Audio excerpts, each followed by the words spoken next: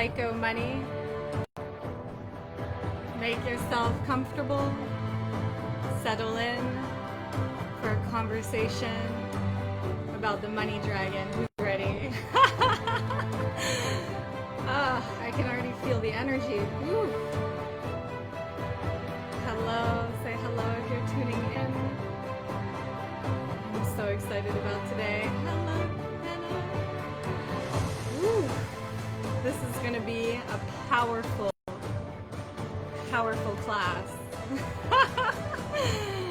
We are going to be waking up a money dragon. Who is ready? Let's just wait for the algorithm to do its thing.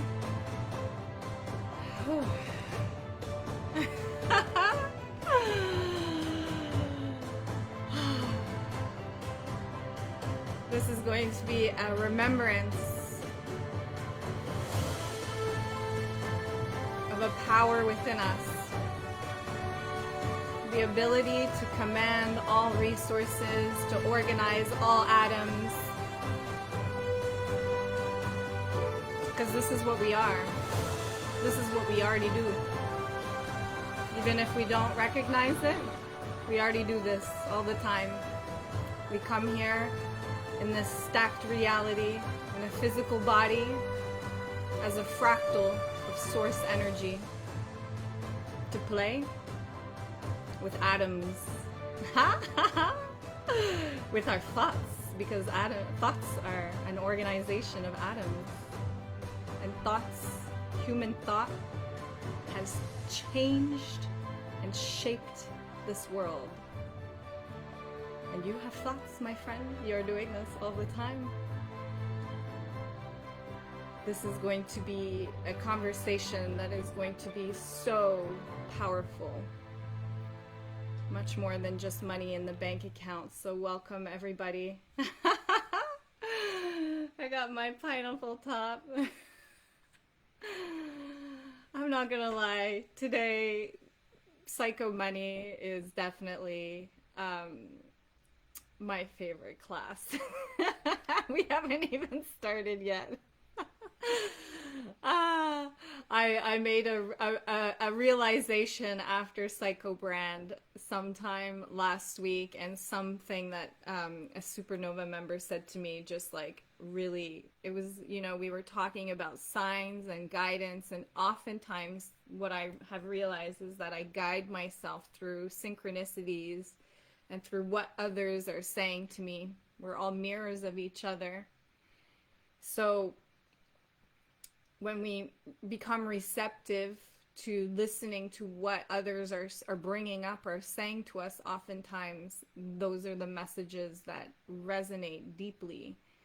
And for me, a big realization after wrapping up Psycho Brand last week was that the conversation of money is really my seat. I loved Psycho Brand, but the energy behind the money conversation and the brand conversation, it's like so different with me. If I had a spectrum, my pendulum goes like this. When I think about talking about money and empowering people with money, it's like, woo, it's so much energy versus some of the other topics. So it's a beautiful space to be in, to get to guide you guys and to lead this workshop, because I've always been honest and sharing that every time I go through a workshop myself, I learn, I grow, I expand. We're all holographic mirrors of each other. When I mentor private clients, I know that the words that I'm telling them is the words that I'm trying to tell myself oftentimes. So as I'm going through this workshop, I'm just as much expanding and learning about myself. And really a big theme about Psycho Sales and Psycho Money was engaging our creative core, that it is really that energy behind it that makes us magnetic, that makes our brand. That's really what it is, right? So allowing ourselves to live our story how we desire, to do it the way that we want, to be gentle with ourselves and meet ourselves with kindness, through the reds and the greens and to just experience this reality and honoring what it is that feels good to us and that we want to do and that we want to create. Good morning. So I'm just so excited about the next 3 days together because I have so much more to say than what has come through from Money Magic, which was a pivotal moment in my own career, but also I recognize pivotal because it was so pivotal to so many of you. It was life-changing, that workshop, for so many of you guys. Money Magic was an awakening, a shifting of mindset completely. And then on the back of that, I took the Coven into Playful Millions, which was a 4-week intensive, which looked more at the process of magic. And so much has been downloaded since those 2 workshops that I wish to share with you guys, that I want to talk about. So I'm so excited about the next 3 days. Now, just a little bit of housekeeping before we get into it. So you will see, you may not see this because I added this in end of last week and I don't know if the calendar syncs automatically, but there is an additional Q&A call that is taking place on day 4. So this is a 3-day workshop and I've added a 4th day. That this will be a Zoom call. So we're going to get on Zoom. You'll have a chance to ask me questions. I usually do this after every workshop. A chance for you, if you have any questions that have come up, this will be your opportunity. Likewise, this will be your chance to hear about the Coven. So if you're interested in mastering the skill of red to green transmutation, of working with alchemy and these principles and really immersing yourself, if this workshop has been resonating and you want to stay in this vibration, then I highly recommend the Coven. Obviously I'm biased, but it is a game changer for people. So this will be your chance to hear more about the Coven. There will be, I'm not going to reveal too much, but let's just say it is Black Friday. I normally don't do things on Black Friday because I don't wish to, I value my offers and my services and the things that I do, but I will be doing something special on that Q&A call. It will only be open to this group, so you won't see it anywhere else. So that's going to be taking place on the last day, on day 4, and that will be a Zoom link. I'll post it in the group and send an email. Perhaps it has updated in your calendar, but just mark it off. It will be at the same time. And I would love to connect with you all, and we're going to have a little bit of a party like we did in Money Magic, invoking the dragon to in an interactive way, which will be a lot of fun. So if you're a part of Money Dragon, we did an invocation party with a red light, green light invocation party on day 4 when we had our Q&A.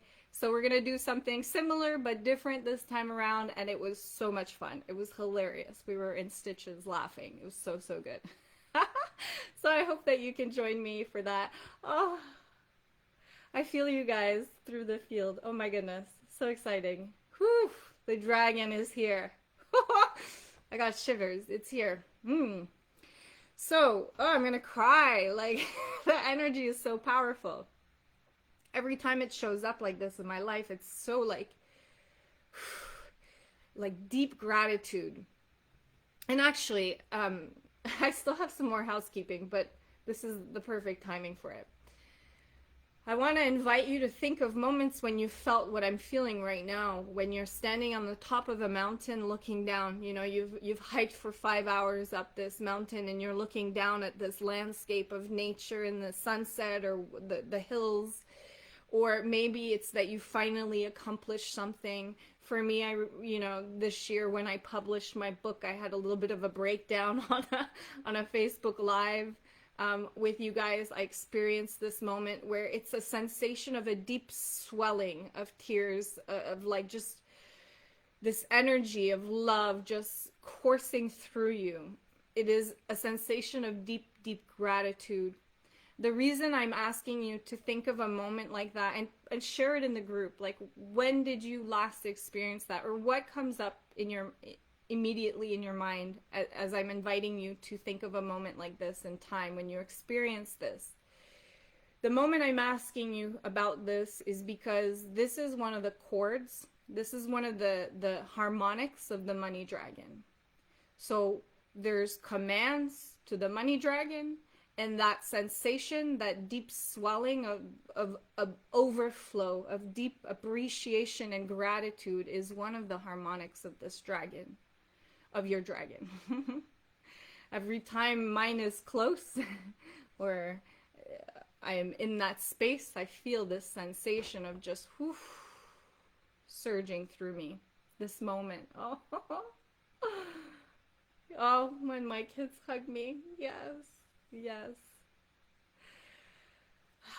Because you are touching my heart with pure emotion. You're doing it to me. I'm doing it to you. Oh, yes, yes, yes. A few weeks ago when I was somewhere really nice for work and I realized that I could afford now versus to work at age 9, right? Wow. Thank you, thank you, thank you. So we're going to be going back to this place together, and we'll be doing this in portal jumps as well. And I will be announcing another workshop about the harmonics of the dragon specifically, because there's 3 chords that we play. But in the next 3 days together, we'll be finding this place for several different things, because I want you to really, really feel into your sovereignty and your ability to make a choice of where you go with your feelings and your state of being, because it's true that we experience duality. It's true that we have come down into this world, alien beings, to experience ourselves as a fractal of this intelligence that is each one of us. Each one of us is this. No one of us is better than the other. That doesn't exist. No one of us is more enlightened or awakened, or no, that doesn't exist. Each one of us is a fractal of this source. Each one of us is this intelligence, and we come here and we create experiences for ourselves to remember ourselves, essentially. And it's true that there's duality, and it's true that there's red, and it's true that there's pain, and there's grief, and there's hurt as part of this human experience. And some of us have deep akashic records of generational trauma. You know, we're just sad. We were born sad because we carry heavy, heavy things from our family line. But also true is that we have choice. We are gifted with choice. In fact, that is the definition, or how people try to define consciousness. Consciousness is a choice of thinking, choice of thought. So we can observe. We have 2 parts of our experience here, right? We have 2 parts of ourselves. We have the experience, and then we have the observer, right? This is what they say consciousness is made of. And we can observe the parts of ourselves that have been in scarcity or lack or fear or denouncing the things that we desire. We're afraid to receive the things that we desire. We can observe that, and those things are true. They happened. It's real. We don't need to belittle them. But equally so, we have a choice. We have a choice to, if nothing else, we have the freedom of choice to change this vibration. It is the thing that you have the most freedom of, the most sovereignty over, and it is the most powerful thing that you have sovereignty over. It is the only thing you should wish to have sovereignty over. You shouldn't wish to control others or other things, or how the world fight against it. But this we can. And once we understand that and we step into that, then our relationship with the dragon changes drastically. I cannot wait to see what comes out of this workshop, because Money Magic was just crazy. The stuff you guys were calling, the dragon woke up full force for you guys. It was there. And some of you guys saw it as golden. Some of you guys saw it as different colors. It's all beautiful. It's all perfect. If you see it as a dragon, that's fine. If you see it as something else, that's fine too. But this is going to be very, very powerful when I watch the kids dancing in their full expression. Yes. While giving the best man speech for my friend's wedding, feeling deeply grateful. Yes, that somebody has been so honored to have you in their life that they ask you to speak at such an occasion, right? Such a pivotal moment. Oh, thank you, Louise. I love you. So, okay, back to housekeeping, because I do want to get this through. There will be a giveaway, as always. So this time I'm giving away a Coven members a one-on-one session with a fellow Coven member. Her name is Melanie, and she's going to do a super conscious recode with you. I picked this one because this will really, you know, what we're trying to do is overcome limiting beliefs that have created reds around money, or that are stopping us from transmute those beliefs, right? So I think this is just so perfect. This will be so perfect for whoever wins this. It will be an acceleration of this conversation together. So that is today's prize. You will go in the draw if you tag me in on social media, Instagram, Facebook, doesn't matter. Quote, snippet, hyperlapse, whatever tickles your fancy. Try to get a good shot of me. Some of them I'm like, it's okay, I don't mind. And you'll be in the draw, and I will have different draws, and I'll announce the winner tomorrow. Okay, perfect. Okay, so I have a sheet here because there's quite a bit that I want to get through with you guys. So the other thing that I want to start with is a little bit of just letting you know what maybe might happen this week as well, okay? We're going to be really stepping into desires that you have. So unleashing this dragon, if you will. Hatching the egg of the dragon. The golden egg of your dragon. Letting it out. Whew. Now, some of the things that may happen, just so you're aware, and I don't want to project this on you or bias you, but this has come up a little bit, so I just want to bring it up. The timing of that. Just in case, just so you don't get frightened or you're like, what the hell is happening? And we can talk about this on the Q&A as well. So when we up level big time in our lives, when we elevate our experience to the highest edge of our desires, our physical body, we're traveling through time and space constructs and all of these things, and our physical body goes with that. So sometimes you may experience fatigue, tiredness. Sometimes you may experience other symptoms when you go through deep alignment, I guess I want to call it, right? I experience this when I do retreats, or when I'm with my mentors, or when I'm,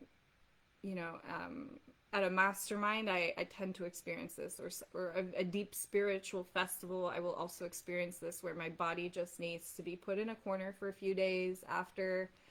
Just relax. don't talk, don't move too much, just feed me. That is very normal, okay? So don't get alarmed and don't get frightened or don't think that you're doing something wrong. If that happens, it may not happen at all. That doesn't mean that you're not, elevating yourself or in alignment. That doesn't mean that at all. But just if that happens, don't be alarmed. That is very, very normal. And the best thing to do in that situation is just like treat the human like a goddess or a god in that moment. Just spoil it. Just feed it, nurture it, put it to sleep, give it some rest. Just let it do its thing and it will catch up, okay? The other thing that may happen is that this came up in a supernova call this week actually. As we begin to accelerate towards our desires, oftentimes what can happen is a dissolution or dismantling of existing structures in our lives. Sometimes those are friendships. So people around us may fall away. Clients that were no longer aligned may fall away. I see this a lot. I see this a lot with COVID members that come in and they are mastering that transmutation process, getting into alignment, honoring their core, stepping into the space of play and joy and choosing that. And then clients will leave. And it looks like chaos on the outside. And certainly it can create a moment of red when that happens, right? Like, oh shit, here I thought I was getting aligned. And now these clients are leaving me. What is happening? Fuck. I will say that that's a good sign. It doesn't look like it sometimes. It doesn't feel like it sometimes when you this dismantling process. It can be unnerving. This is certain. But trust. If nothing else, trust me. Okay, I've seen this so many times. You're losing those friends, or those people are falling away. The things that were rooted in love won't fall away. Okay, so let me just say it like that. When it's rooted in love, it won't fall away. If it falls away, it wasn't rooted in your green. It wasn't rooted in your love. So let it fall. Let it go. Let it go. Let it go. And trust that that is making the space for the new structure to support this version of yourself. But certainly we don't want to, perceive this and go, oh, this I'm doing something wrong, and then we go into fixing and problem, and then we circuit ourselves into this big messy red, and we've kind of pinched off what it was that we were trying to create for ourselves because we feared that dissolution, that dismantling. I hope this makes sense. Chaotic healing. And again, this may not happen at all, so I don't want to bias you or make you think that this has to happen in order to be aligned. Not at all. But if it does start to happen, I do see it quite a lot. Don't get frightened. Get excited. It's a good sign because love will never fall away. If it's love, it can never fall away. It will never dismantle itself from you. So if it does, that wasn't love. Plain and simple. So it's serving you.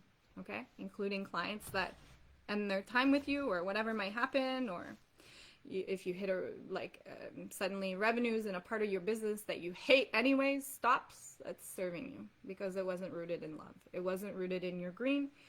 And oftentimes we're too afraid to do those moves. There's some of you on this call, you quit your jobs. You did some moves that were like really brave, really courageous. It took a lot of courage to do that. Hardcore souls. Most of us are too scared to do shit like that. The hardest thing to do is often to say no to the easy money that we know we can make. We don't really want to work with agency clients anymore, but we're good at it and the leads keep coming and we have a retainer client that's paying us 10K a month and it's super easy and it's like so when those clients fall away or there's suddenly like a stop, like a bleh, that is really ourselves serving us because we knew that we weren't going to consciously do that thing that we needed to do. We just we didn't have enough courage to do it. It was too scary. And that's okay. There's nothing wrong with that. But there's nothing wrong with the falling away either. So don't let that send you into red. But likely what's going to happen based off what happened in Money Magic and Playful Millions is that you may experience this needing to rest because there's such an expansion happening. You may experience some things falling away. Again, super normal. But based off the last two workshops, I'm excited for you because what is likely to happen to you is over the next 3 days, you're going to have a totally different conversation, vibration, relationship, and receiving of money in your life because the dragon works really fast. It works really fast. It's so, so crazy. As things happen, please share them in the group, your wins. Please share that in the group because why this is really powerful, this class, and is that we are normalizing not only the conversation of not only the conversation of money being a green, a vibration of love itself, which is radical in itself because most of the world's population does not see money like that. It sees it as something evil, broken, greedy. Don't talk about it, be humble about it, don't celebrate it. So this container in itself is radical just from that viewpoint that we are going to celebrate those wins, that we are going to celebrate money, that we are going to talk about it as a vibration of love. And why this container is also very powerful is that time and time again, I will say this till I'm blue in the face, the easiest way for us to reprogram new beliefs is by understanding that we're social creatures and we are the sum of the 5 people we hang around. Like they've shown this time and time and time again. If you hang around, if your friends are overweight, you will likely also be overweight. If your friends are depressed, you will likely also be depressed. So our social connections, because we are everyone, everything, we're all connected. So we're very, very tribal social creatures. We deeply influence each other. And we have an opportunity here to create a container where we normalize the receiving of money and big levels of money and small levels of money. And we celebrate all sums. It's not just about, oh, you just found $1. That sucks. Don't share that. No, it's like, I found a fucking $1. Yeah, the dragon. And like everyone's excited about it. Like, whoa, where else are you going to find that, right?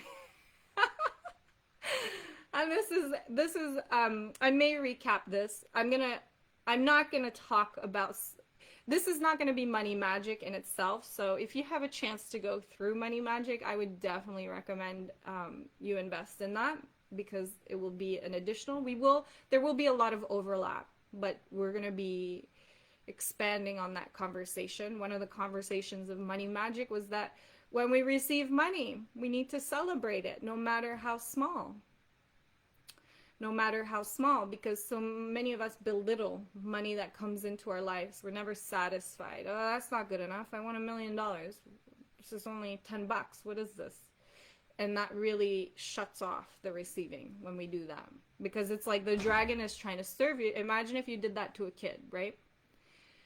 You're a parent and your kid makes you a stick thing, a stick house.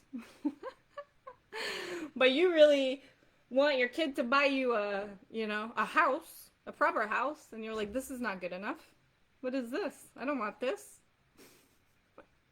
You think your kid is gonna be excited to want to build you the house and buy you the house later? Not really. So same thing. And with the dragon, and when I talk about the dragon, by the way, I want to clarify this. We're using a character, a dragon, because it's easier for people to personify it and to energetically calibrate to a friendly dragon. But really, the dragon is you. It's always you. It's you. So when I'm saying don't belittle your dragon and treat, like, oh, that's not good enough. That's you doing that to you. That's the conversation you're telling yourself. Well, you didn't do very well there. That was just $10. That sucks. You wouldn't say that to your friends. You wouldn't say that to a child. You wouldn't say that to another person, but then you say it to yourself, to your dragon, and you wonder why. You wonder why you struggle with money. So, some of the conversations will overlap, but we're going to be going a little bit deeper into these. Okay. I want to bring some magic in. We're going to continue to work with our pendulum in this class because my intention with these workshops is to introduce you to new techniques of alchemy with each workshop. So Portal Jumps will be working with a new tool. And this one is really the pendulum that we're working with. Because we're talking about the psycho fields here, the psychomagnetic fields. And when we use tools like a pendulum, kinesthetic movements, we're literally playing with our psycho fields. Like we can see the visual, tactile version of our psycho fields. Like it couldn't be more blatant. And last week when we ended Psycho Brand, I asked you guys to just prioritize flow. Who did that, by the way? Or green. Prioritize those greens. Be honest. I'm not going to be upset. It's not a test. There's no prize. But who did that? Yes. Good. Good, good, good. Choosing joy. Choosing greens. Good. Beautiful. You bet. Okay, well, I've got 3. Listen, I just want to reiterate here, guys. The stuff I share with you is the stuff that I embody. Like, I do this stuff. It is sometimes so simple that it's easy to deprioritize or disregard or go, well, that sounds stupid. That's never going to fix my problems.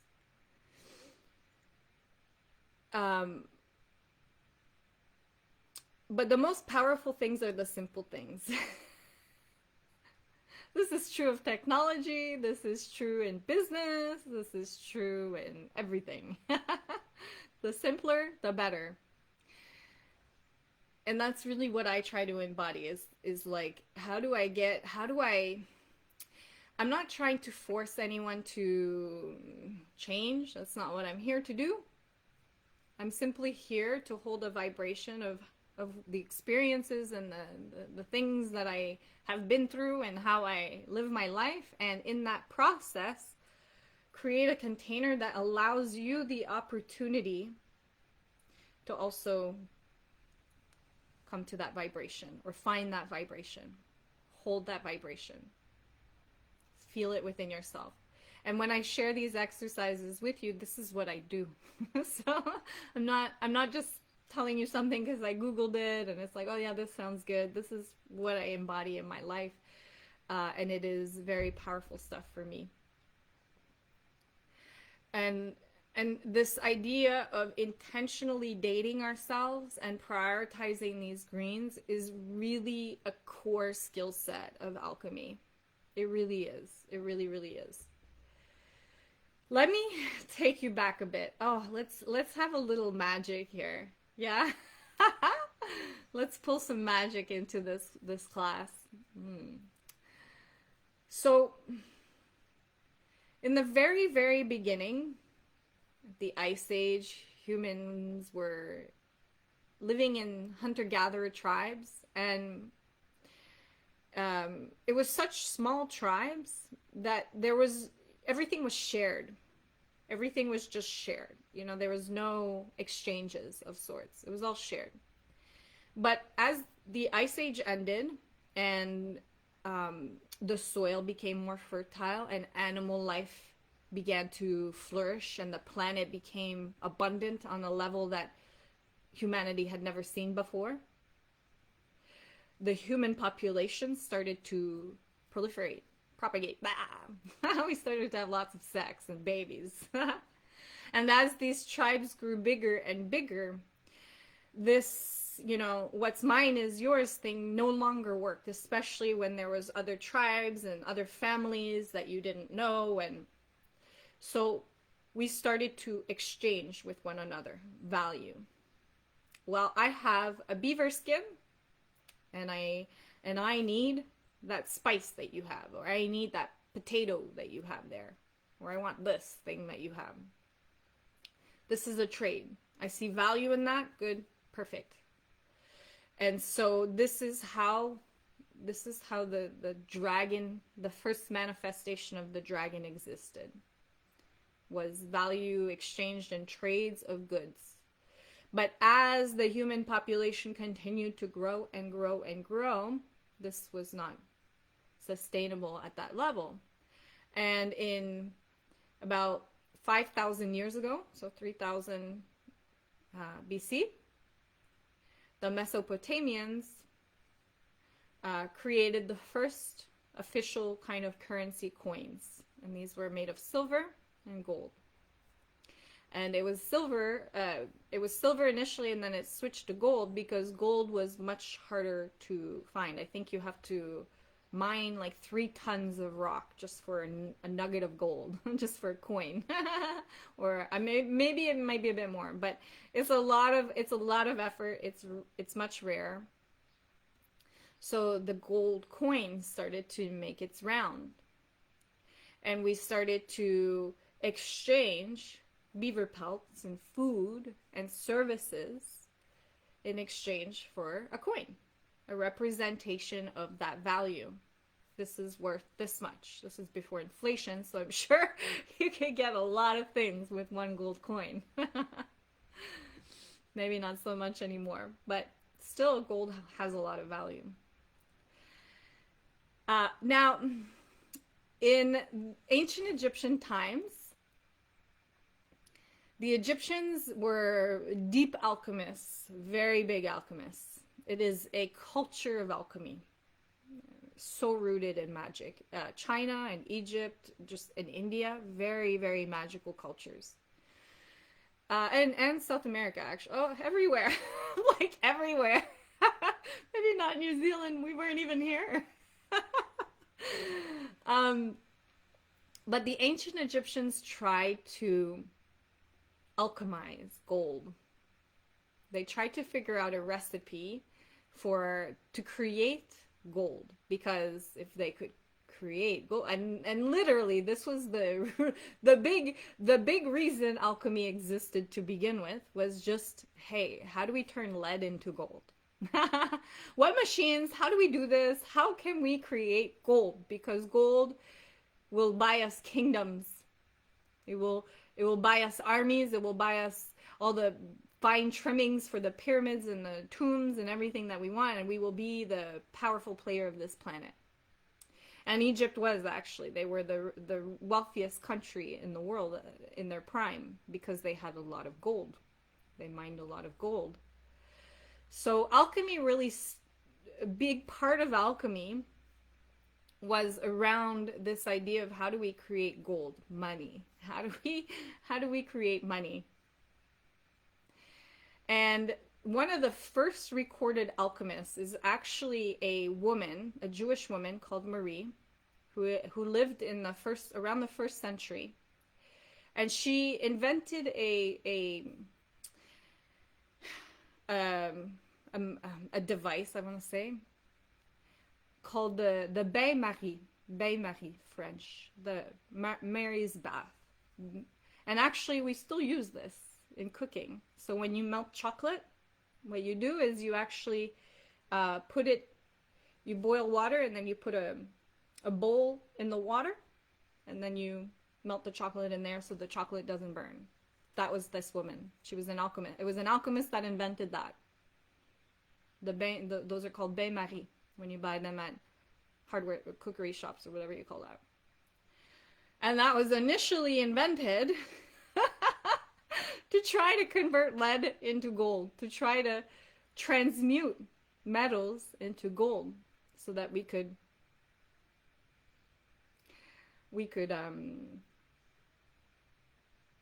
create this dragon, awaken this dragon. Now, gold is made of one element. So gold is an element, which means it cannot be broken down because it's not a compound. It's one element, and it's made up of 79 protons and 79 electrons. And the only way you can change one element into another is when you change the compositions of its electrons or its protons, which requires subatomic bombing, essentially. So this wasn't possible, and when the Romans began to invade Egypt, and they made Christianity the predominant religion, basically all those texts, all the research, everything that had been done around the alchemy of gold were all burned and pretty much lost in the Library of Alexandria. And what is interesting is there was also a lot of this control that started to happen around money. This idea of money is greedy, be humble. I don't want to bastardize what was said in the Bible because it's not my zone of genius at all. But what I have come to observe is that a lot of religious individuals denounce money, I think is the best way to see it. They denounce money. And I think most of us have had past lives, where we've done that too. And many of us have probably done this in this life too. We've denounced it. I've certainly been through periods of my life where I have denounced it. Fuck cash. The first day of Money Magic, I talked about how the reason I decided to do the workshop Money Magic was because I had such a download around money, where I had, built a business to 8 figures before, and I had succeeded really, really well. And then we know the story, walked away from it all, took a year off. And then when I started to build the flow protocols, it wasn't called that then, but the same bones of the business, essentially. When I started to show up again and build a business, I was always like, we all have an energetic minimum of cash that we will allow ourselves to receive or not go below. So I was kind of operating there, and mine was around the 20K mark, and it was great. Like, I know that that's a lot of money for a lot of people. But my head, where I was at in my head and my mindset at the time was like, I was always like, but I know how to make like millions. How come I'm not doing that? Like, I should be better the second time around. I'm happier. I don't have depression. I'm more aligned. This should be way easier. How come? Like, how do I get to that? How do I get to that? How do I get to that? And I spent like a year in that mindset. And it was literally, and I'm going to say this openly, this is like me owning my shame, my reds. This has been a huge transmutation for me since Mentor Alchemy. I talked about it, but I said it was like a ritual. It was a ritual, but I took acid. I took acid, and it was like this huge, like, whoosh. I saw it so clearly. I was like, you're comparing yourself. That's why. That's why it's not working. And you have PTSD around money. You're denouncing it. So I had blamed what had happened in my previous company was that I started to chase money for the sake of money. I started to chase it just to like be like, see, I can hit this revenue. Let's go to the next one. Because I was in groups and masterminds where it was like, let's just go to the next level, let's go. So it was like, let's go. But it was at the cost of my creative core. Like, I was desiring the financial figure, and it was coming at the cost of my own fulfillment. And when that whole house of castle came down, which it was bound to, thank God it came down. I'm very grateful it came down, because some people, they stay in that manic chasing their entire lives and they're never happy. And no matter how much money they make, they're not happy. They're depressed. We don't want that. This is definitely not what I want to teach you guys. And when it came falling down, I blamed money. I was like, it was my love of money. Fuck money. Fuck you, money. Fuck you. I hate you.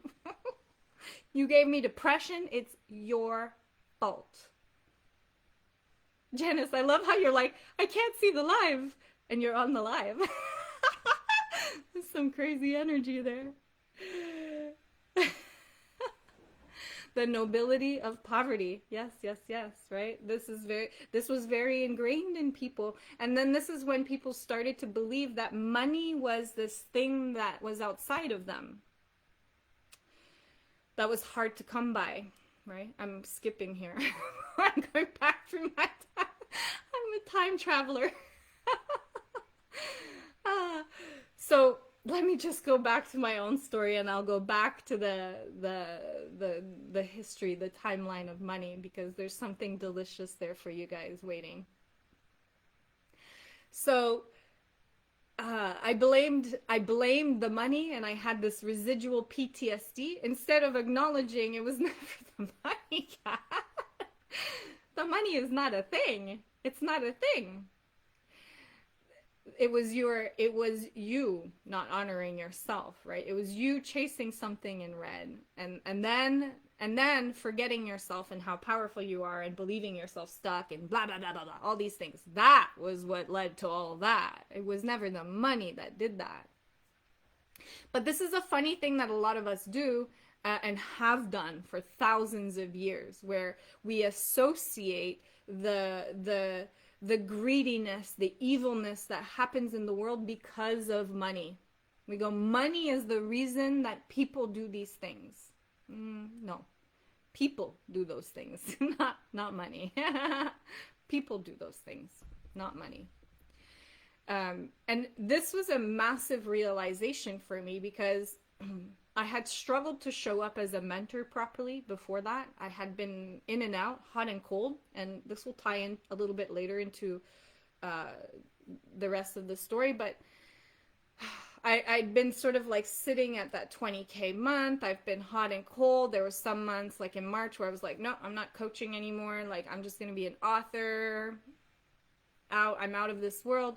And that was really because my power and my real gift right now, at this moment, my purpose at this moment, this may change, who knows, but at this moment, my purpose is to embody a beautiful, healthy relationship with money, to have the dragon around me, because when I'm in that calibration, it pulls people into their own relationship with their money.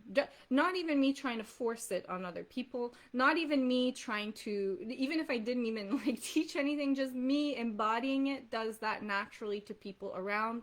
And I fundamentally believe money is the vibration of love. It is an expansion of self, of expression. And so it is a delicious gift that I get to bring to this world. But it was very difficult for me to show up as a mentor when I was angry with money, when I pointed my finger at it. But what was hilarious was that behind the scenes, I was like, how do I make more money? What am I doing wrong? Why am I only here? I want to go here. So it was very hypocritical of me, right? It was like, fuck you, money. How do I make it? I want it, but I hate you. And many of us have gone through this, right?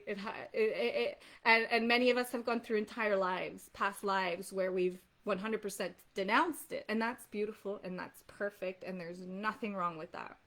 It is all perfect. It is all part of this experience. But you're on this workshop. You've come here on your own free will. I did not force you to sit here and listen to me. And so there's a part of you that's definitely, even if there's a part of you denouncing it partly in your life right now, there's definitely another part of you that's compelled to it. So you're in a life right now where you're not fully denouncing it because you're on this workshop. You wouldn't be here if that was the case. So the exciting news for you is just the fact that you're on this workshop means that this life that you're in right now is likely one of deep receiving, because you're serving yourself this conversation. You're serving yourself this vibration. That's you who did that. That's you who put yourself here. That's you who decided to open your computer screen and show up and give your time to this when there's a million other things you could give your time to. So the exciting thing is that you are already in that process of changing that vibration and receiving, and this life of yours is one that is likely going to be of deep abundance for yourself because you're here. That's proof of it. So when I had this like realization, I was like, oh fuck, this makes so much sense. I'm so sorry, money. I'm so sorry. And I stopped comparing myself, and things changed very, very quickly for me.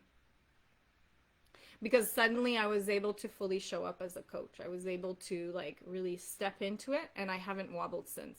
If you'd seen me last 2 years, I was so wobbly. I was like, I'm in, I'm out, I'm in, I'm out. It's done, I'm out. I don't want to do this. Fuck this industry. I haven't done that once since then. I've been in, and that is also when we went through Mentor Alchemy. It was like that code, like be all in, don't be half in, half out. If I don't get the registrations, then I'll prove to myself I'm not meant to do this.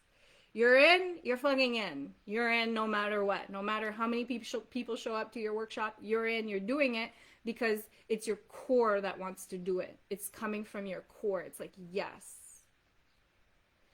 So a big part of the conversation for Money Magic on day one was this acknowledgement that most of us, the way we think and feel about money, the way we feel is our vibration, by the way. Our feelings determine our vibration, and our thoughts determine our feelings. So our thoughts essentially dictate our vibration.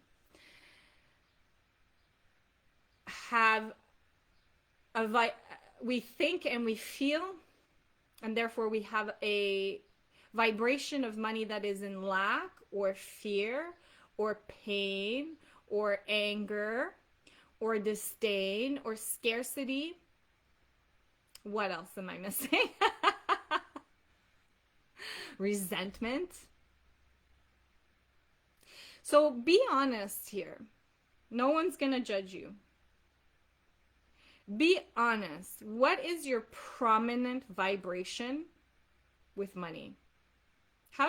What is the prominent feeling? So if vibration is hard for you to describe, it's a feeling, right? What is the prominent feeling or thought? Either one, whatever feels most comfortable for you to express, because they're all interconnected. So if you can vocalize one or identify one, you kind of know what the vibration is or the thought is, right?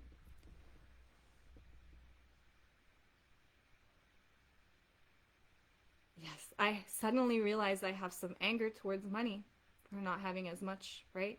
So let's take that right there and go, now let's say money is a small child, because this will hit more than a dragon, I think. Let's say money is a small child, and It's like it's doing like a soccer match or something like that. It's playing a football match or a soccer match, and you're like, it's not enough. It's not enough. You need to be performing here at this level. Do you think that relationship with your child is going to be a healthy, good one?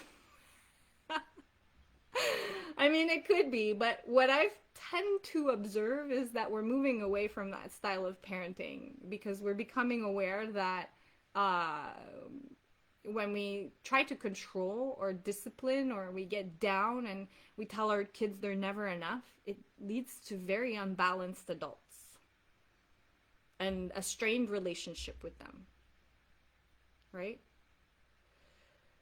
Yeah, exactly. So money is like, fuck that. Your child turns 13, he's like, I'm fucking out of here. That's what I did. I was like, I'm fucking out of here. My parents were good though, by the way. That's not what they did to me. I was just like, I was definitely a star seed that did not fit into school, and I was like, I'm out. I hate this thing, this system. Um, so if you flip it like that and you go like, of course it's hard. It's gonna be hard to make money, right? If you're always dissatisfied with it. If money is a manifestation of love, do you believe how we attract money needs to be in the same vibration of love? So you can attract money in reds. It does happen. There's depressed people that make a lot of money, but it is usually not sustainable. It usually falls away immediately. So when people are in scarcity, for example, you see this with lotto winners and celebrities.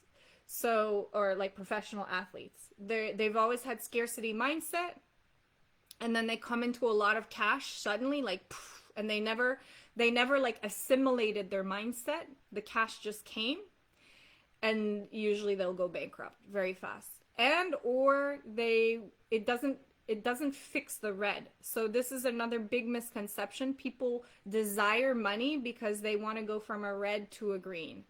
I will be less anxious if I have more money. I promise you that's not going to happen.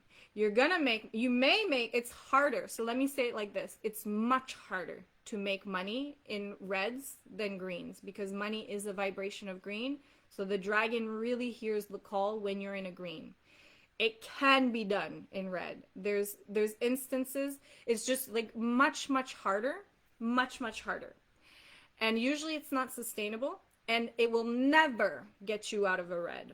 So that's the other piece, is like why we don't even want to bother with that. We just want to go on the same vibration as money and start there. Because if you are desiring money because you think it's going to make you less financially anxious, I promise you that's not going to happen. You're going to make more money, and what you will do immediately is over leverage yourself. You'll spend it, your expenses will get higher, and you'll be in the same fucking spot financially.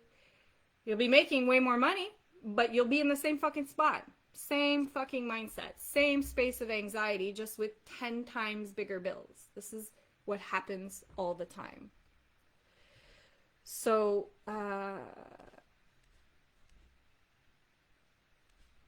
frustration, anxiety, frustration. Not there yet. Scarcity. Definitely scarcity and fear of lack. Sometimes scared and excited. I've been feeling too much lack lately, and it shows so hard. Anxiety. Oh, thank you so much for your honesty, guys. It's so good to, this part, when we can see it like this, is often the part that transmutes it immediately. Like just going like, that's the one. Like for me, it was like, it changed instantly for me from that moment. The moment that I became consciously aware that I was comparing myself, but I was also like resentful of it, and realizing like, oh, well, that doesn't make fucking sense. How do you want it? Like, you guys are all on this workshop because you want it. So you can't be a hypocrite about it, right? It's like mixed signals when you do that. It doesn't work. And you're so sovereign and you're so powerful that what you know and believe to be true will be your truth. will be what you observe as your truth. So for me, that was like an immediate shift, just being consciously aware of how I was feeling and thinking and vibrationally, a lot, like at the what level I was at vibrationally with money, and the realization, like, but I do want it. You're on this workshop, which means you do want it. You're giving me your time because you do want it. So which one is it? Which one are you going to pick, right? It's in the back of my mind. Anxiety. Scared it runs out. Oh my God, no, I want to hug the child. Yeah. Okay, hold on. Yeah. Yeah, so seeing that as a child can be helpful because we have a lot of empathy towards children. Sometimes when you use the analogy towards yourself, we're still very self-deprecating. It doesn't work as well, but if you pictured it, or even the dragon, it's like a fictional thing, so it doesn't have the same thing. So it can be helpful to just go like, what if I had this vibration and this thought and this feeling towards a small child, would this work out for me? And when you raise a small child in a space of scarcity and lack and frustration, what happens? You will end up with an adult who also lives in scarcity and lack and frustration, right? The most part neutral, and I have viewed it as purely transactional, as currency to exchange value, but haven't given it its own relationship. When it wasn't around, I would feel that it was me who was not enough, not necessarily the money. Don't be a fuckboy to money. Yeah, like it's like you're gaslighting this thing that is so fucking beautiful to receive. It's the vibration of love, and you're gaslighting it. To making more money, spending more, and being broke as fuck. Right. It's actually way more stressful. It's way more stressful to have a $200,000 bill that comes out every month than a $2,000 bill that comes out every month. So, you know, it's like, and so this is really key, and this is super, super important. If you are desiring money right now to fix a red, we need to disengage from that immediately. The intention and desire, money will never do that. It will never do that, and nothing will ever do that. So first of all, money is a construct of the human mind. Time and money. Portal Jumps is going to be such a deep workshop because we're going to go through both of those together. The time and money. Two constructs of the human imagination invented by our brains. They don't exist. Money and time. Money is a human construct, yes? When we create conditions over our well-being, we are fractals of source, of infinite intelligence. That's you and that's me. It doesn't matter where you're at in your journey, what traumas have happened, what sins you've committed. We're equally the same in that we are this embodiment of this source, of this intelligence. Each and every single one of us. Doesn't matter. Doesn't matter where your health's at, how much money you have in your bank account. We are the same. The same.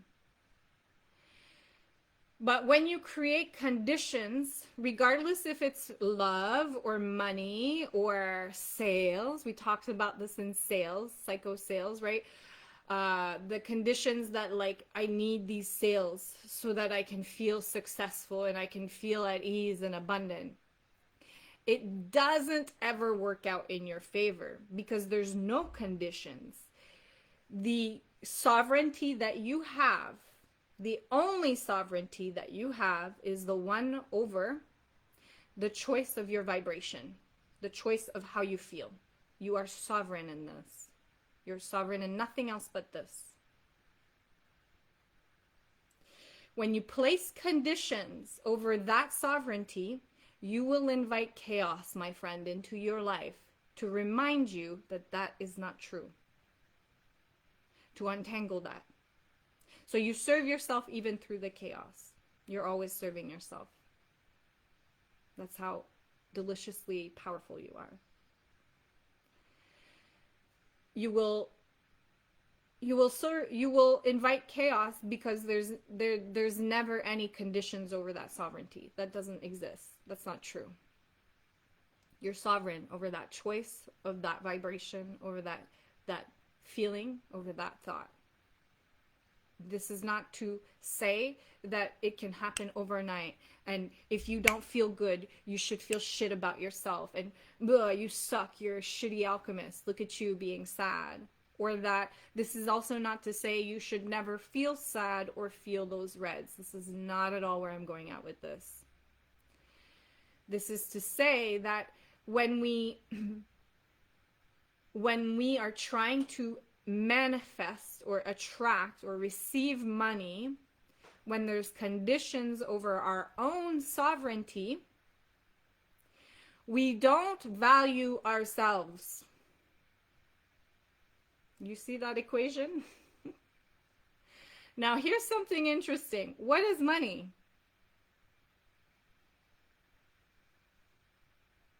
This is going to make a lot of sense to you guys. Money is a representation of an exchange of value. If you look up the definition of value, it is the worth of something.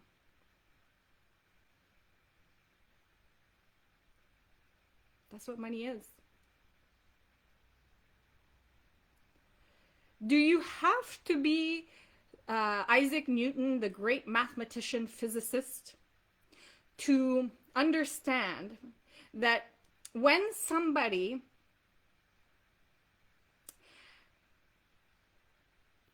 doesn't value themselves because they have conditions over their, when somebody has conditions over their sovereignty, they don't fully value themselves.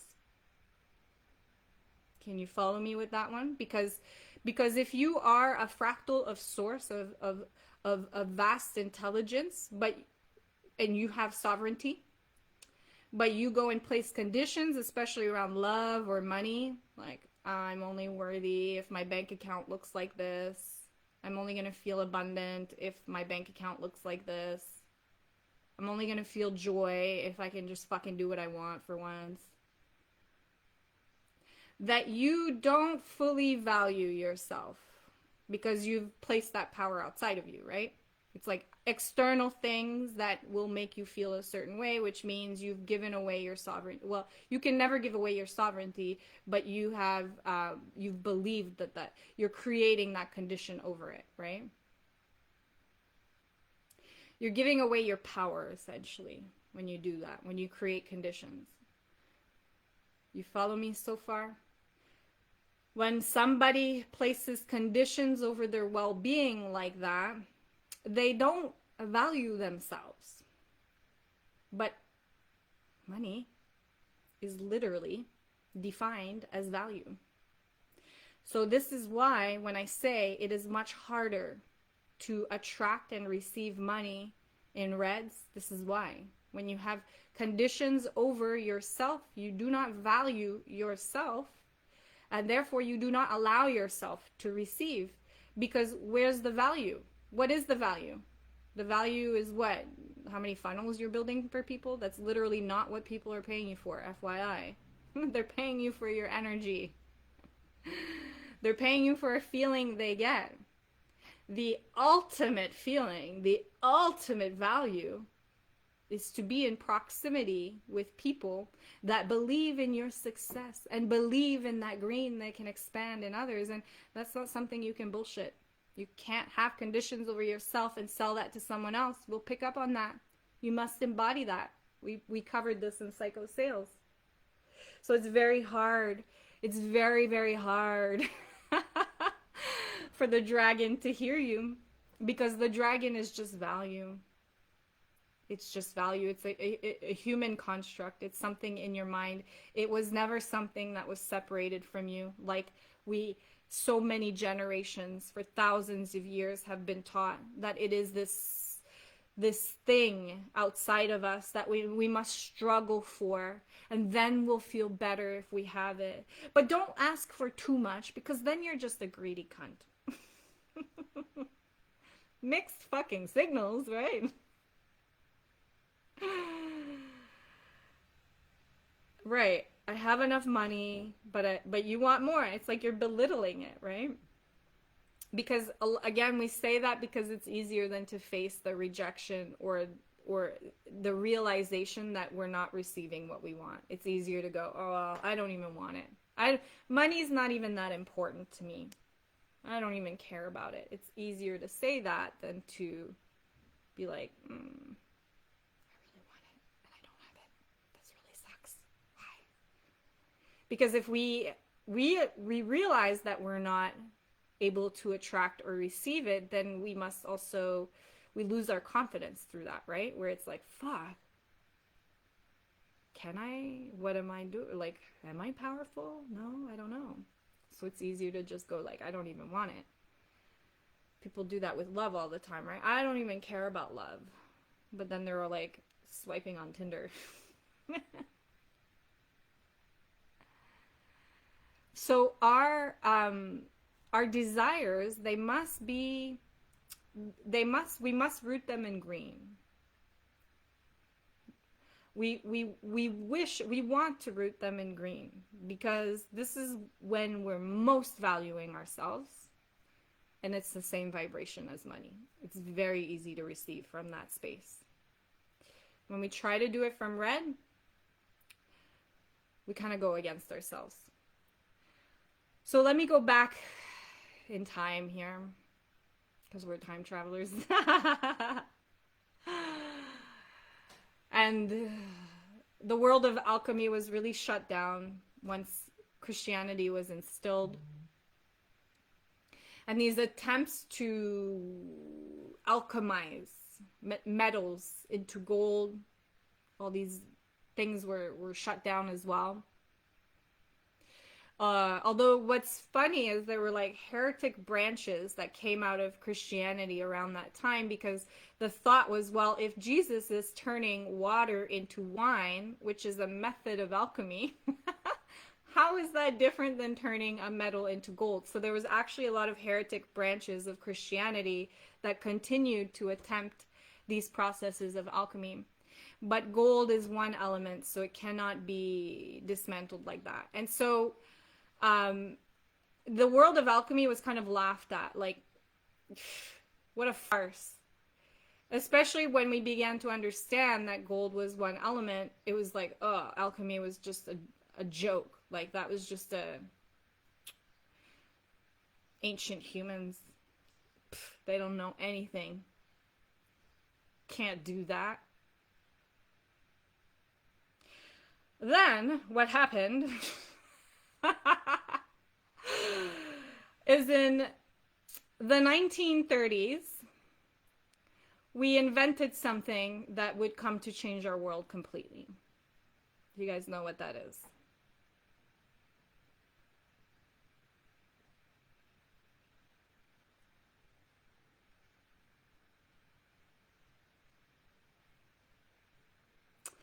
We began to understand atoms and how to bond them, how to change, how to force neutrons and protons.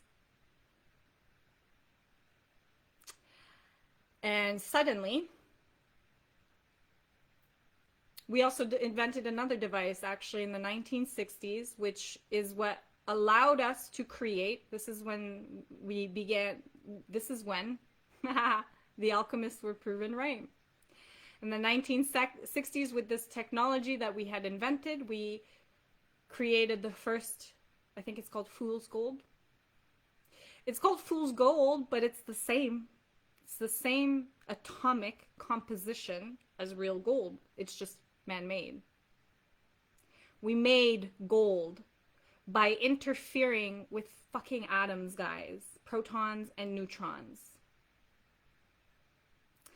Now, this was done under the guise of science, but nevertheless, the intention was accomplished.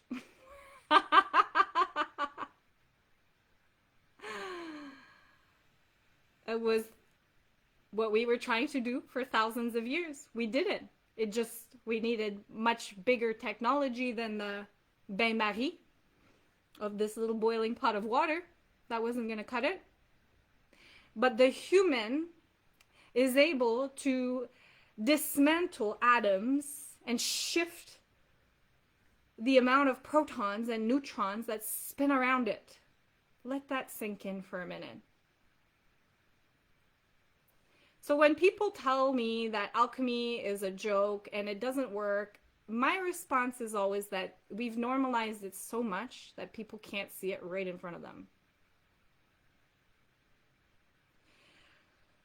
We figured out how to make gold. Usually that's a process that takes millions and billions of years in the Earth's crust. We did it. Now, everything in this stacked reality is made up of atoms that vibrate. Spin and vibrate.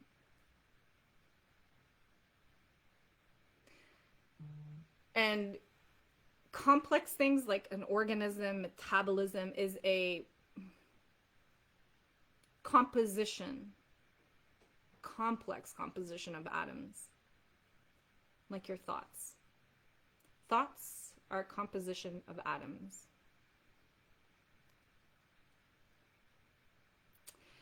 So every time you think something, you're changing atomic structures around you.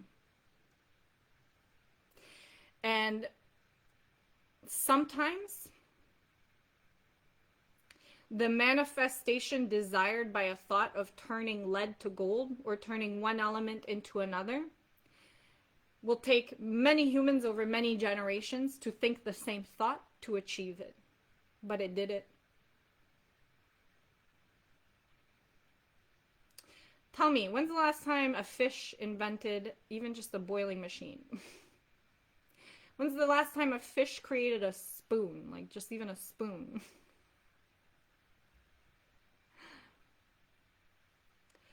It takes a chimpanzee, which has one of the highest cognitive skills in the animal species aside from humans, right?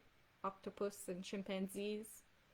It takes a baby chimpanzee, I think it's 5 years for them to learn how to use a tool to open a nut by observing their parents. 5 years. It's a stick. It's a fucking stick.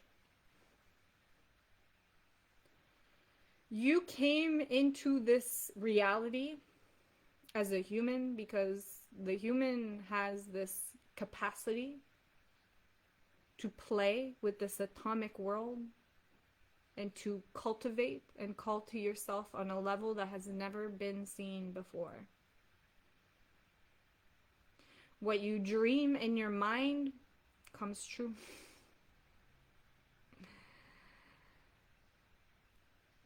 What you envision for yourself comes true. You've been doing this your whole life. But the funny thing about humans is that we are literally like a channel of desires of source. We're like plugged in, like, so we're never satisfied for long.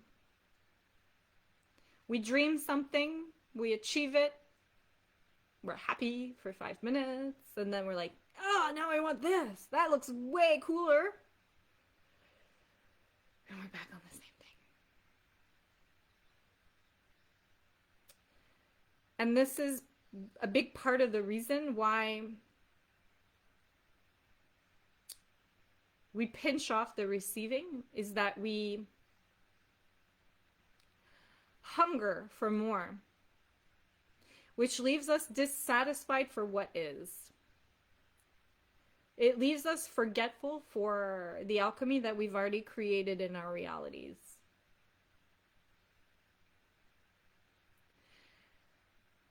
There was a moment in time when $5 was a lot of money for you. Maybe that's even now. No judgment. There was a moment in time when $1,000 was a lot of money for you. But likely, it's not anymore. You want more. It's not enough. You have bigger desires, things you want to experience. You want to see the world. You want to travel first class. You want to do these things with your family, go adventure, blah, blah, blah. Buy the nice things. But dissatisfaction is a red, right? And we create a lot of pressure. So Money Magic, when I went through Money Magic, was my biggest revenue month for this company. I hit $150,000 that month. Tripled my revenue in 1 month. Quantum fucking leap. What's funny is that I did the thing that I was telling you not to do after that workshop, where I was like, okay, now let's go to 300K. Let's double this. Because that's what we do. We desire bigger, better things, new things all the time. But I did it with like, so when I approached Money Magic, what's funny is that I had no expectations financially around it. I suspected it would do well because the workshop did well, but I had no expectations. I was in full gratitude and appreciation for what was. I was just so grateful for every fucking penny in my life. I was like, this is so blissful. And my only intention for that workshop was to really elevate I envisioned people just succeeding and thriving and awakening the dragon in their lives, and it happened through and through. And it was delicious, and the money was a byproduct of that. And then what happened was after that workshop, I flipped it. It's like something flipped. And I put pressure on myself, so I had an expectation. Let's go to 300K. And it changed the entire vibration of how I was creating. Because now it was like the money instead of the thing I was creating. My core, right? And it was, I see now, it's hard when you're in it, but it was very ungrateful to do that because it was like, I hit my highest revenue month, and it was the way that I sort of went straight to the 300K in many ways was like, well, that's not good enough. Let's go to 300K now. Oh, nice. Okay, cool. Now double it. Like, imagine if a child was like, did that, right? Like, painted in the lines, colored in the lines for the first time, and you're like, oh, this is nice, but I really wanted a Picasso. This is not, do better next time. And the dragon was just like, but. I was like, psh, get back to work. And I made, what's funny is I made 130K the next month, and I felt deflated by that. So I made $20,000 less than I did the month of Money Magic, and I felt deflated. Which was again like, psh, instead of being like, fuck, I normalized 100K months in my business. Fuck yeah. Hell yeah, high five dragon, like, yeah, let's go, like, amazing, so cool, I love you. I was like, I went, something's wrong. I went into fixing, red, slapping my dragon. Not good enough, get back to work.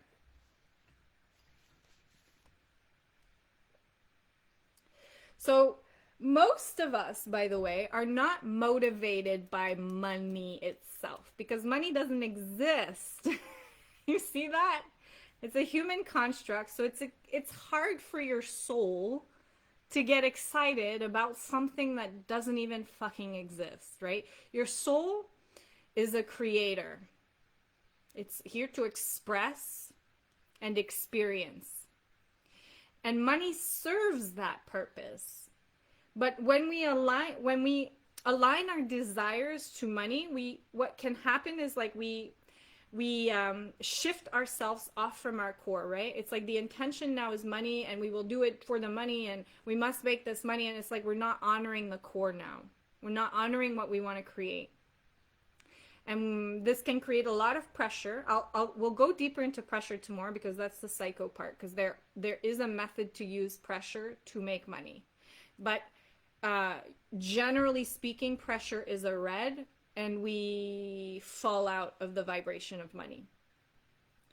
And then we find ourselves like making money. A lot of you guys in here have made money, but you were depressed and you were like, fuck this, I don't want this. And maybe you went through the same thing I did, right? Where it's like now you're like, I don't even want to talk about money because you have PTSD around it.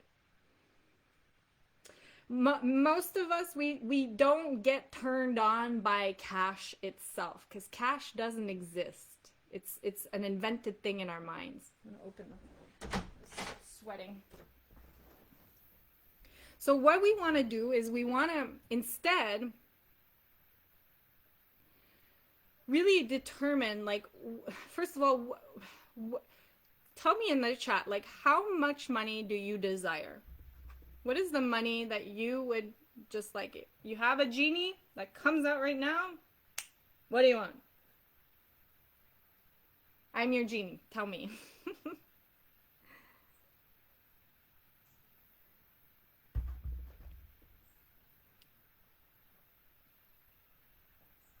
Tell me how much money you want.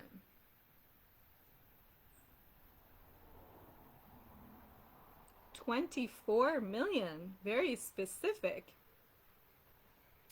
100 million. 10K. Every month. Beautiful. 200K. 100 million. 150 million. I love it. $1.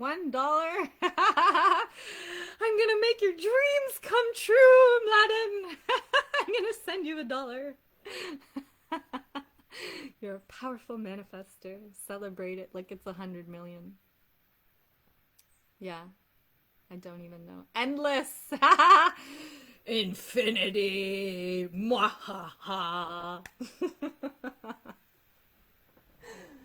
Door. I don't know how to keep it open.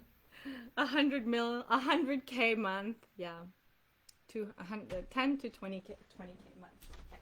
Now, okay, let me ask you this. Especially those of you that wrote like 150 mil, 24 mil,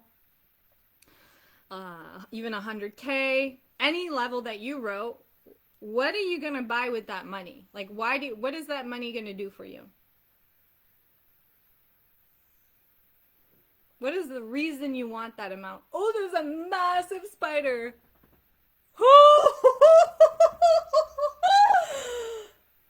What do spiders mean? There's a huge spider on my computer screen. It just went behind it. It's huge. Okay. I don't know what that means, but nature's saying hi. No, we don't have huntsmen in New Zealand, thank God. I don't think so. That's like a spindly legged one. No joke, they mean money. I love that! Guys, we might have money spiders in this workshop. If you start seeing spiders, I always thought black ants were money. Every time I see black ants around my computer, I'm like, oh, money's coming. Money's coming. By the way, when we were talking about like signs, I really recommend that you create a signed meaning. Holy shit! Babe! I mean, I love money, but this is a big fucking spider. A video, I can't handle this. This is so funny. But it's like, why is it coming on the other side? Is it gonna jump on me? I'm dying.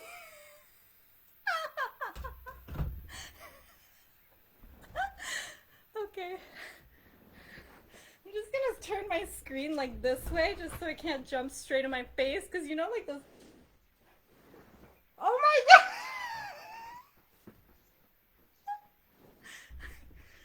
I don't want to kill it, but it's like, why is it coming closer to me?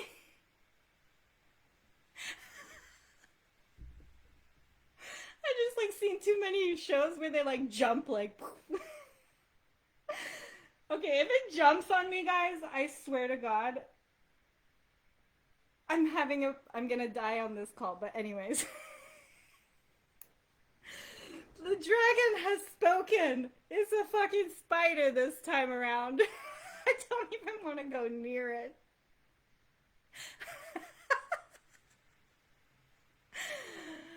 Okay.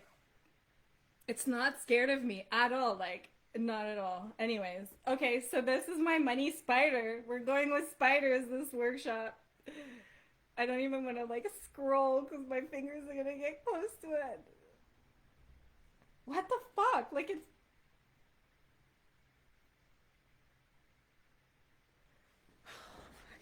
Okay, sorry guys. I'm just gonna call my partner. I'm dying. I'm so sorry. Babe? Yeah. Can you help me? There's a giant spider on my screen, and it looks like it wants to jump at me. But I don't want to kill it because we just decided it's my money spider, but look at it. Oh my god, interesting. It's huge, eh? Can you get it off? Because I can't look at the comments. It looks like it's going to jump at me. Look at it. It just jumped! Oh my god. It just jumped on the microphone. Yeah, with babe, stop. Oh my god.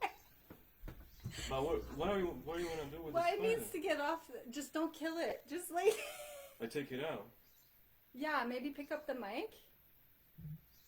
But it's gonna jump. She's trying to jump here. Can you just put it on the plant? Sorry guys. We're gonna fix this right now. I'm so sorry. She's trying to jump. She's trying to...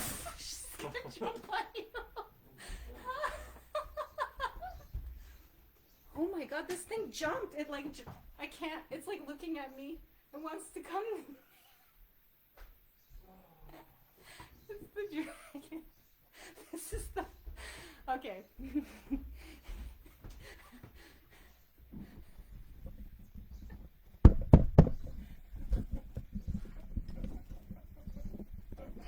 so glad I'm wearing pants, by the way. Oh, good. It's like stuck. Okay. Thanks, babe. Well, I'll let it go back on the mic.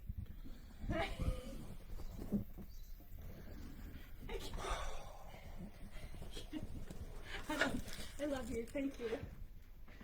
Okay.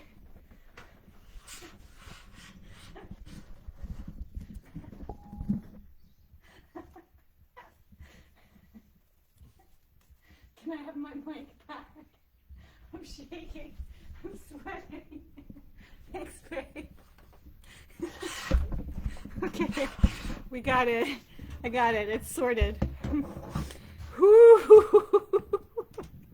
What a beautiful analogy. What a beautiful analogy for receiving money.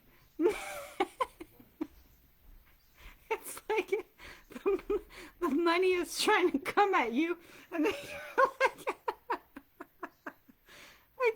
oh, I feel like I'm just like sweating. I took a video of it. I'll share it in the group after. Okay. It just jumped. Like it jumped. I knew I was going to do that. It was like... Okay. First of all, I'm so grateful I wore pants today. A lot of these lives I don't wear pants. Yeah, right? What an amazing analogy. It's like the money is trying to come and jump on me, and I'm like, ah! But my internal reflexes were like, fuck that shit. Okay, I'm just gonna hold my crystal for a minute here. I mean, beautiful creature. So, it has the dragon as a spider, this workshop. There we go, guys. I love how he wasn't wearing pants, right? Right, patience and persistence. Oh my god, I'm so sorry, you guys. Wow, okay, we took a detour there. Whew. It's still alive. The dragon is still alive. The money is still good. It's in a new little habitat. It's gonna be much happier there. But I almost got killed by a spider on a lie. Okay, yeah. Perfect. Oh, I don't even know what I was talking about anymore. Can somebody remind me?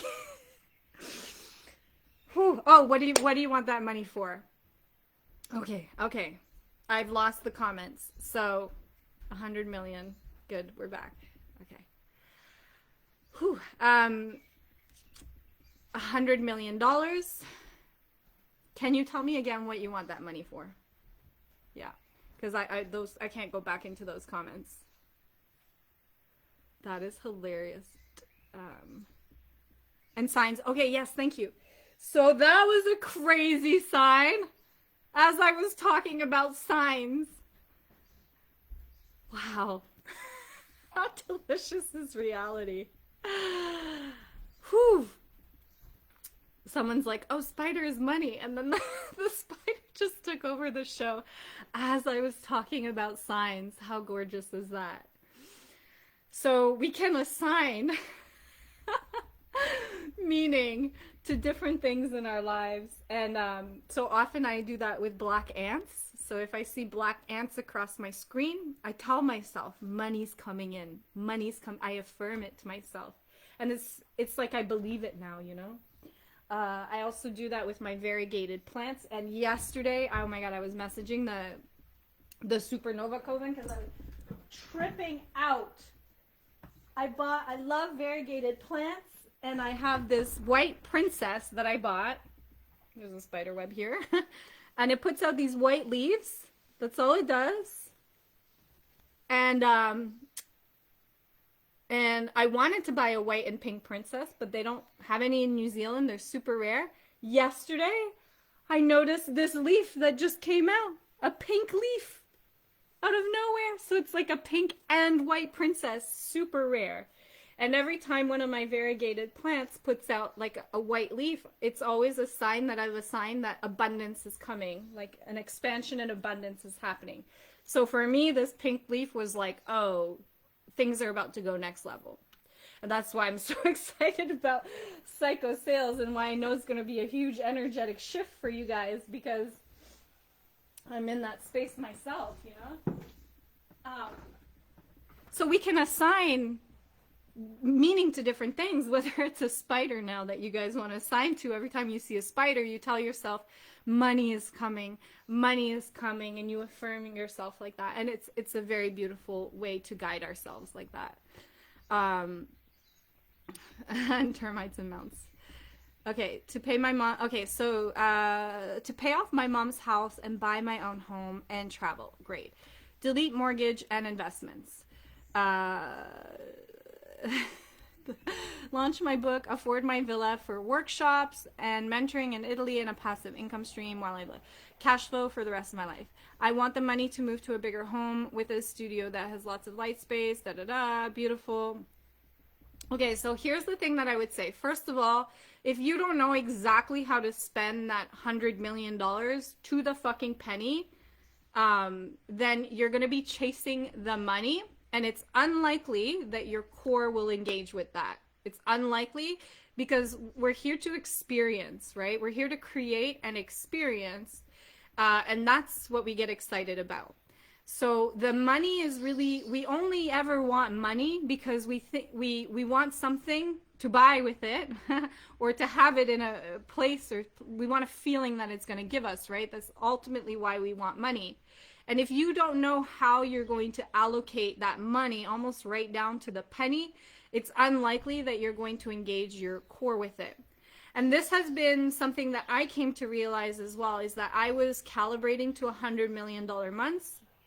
And I think a big part of that was that there was like, I'm trying to prove to myself that I can do it. And this is almost a red, right? Like I'm going to show you what I can do. not so much like grounded in pure green, because what's the difference between 500,000 and 1 million? Why not 500,000? Why can't you be happy with 500,000, right? Like, why do you need 1 million? What are you going to do with that money? How, like, my mindset hadn't yet expanded yet to the level of like spending, well, I'm going to spend $30,000 on a hotel room every night. Those are the kind of hotel rooms that I'm going to book. I'm going to private jet everywhere. Like, my mind still hasn't played in that dimension, in that desire of those things. It was like just a money so that I could prove to myself. And again, I was going to go back into that pressure of like, I need to go to this money for the sake of money and the manic chasing of money. We don't want that. I don't recommend that.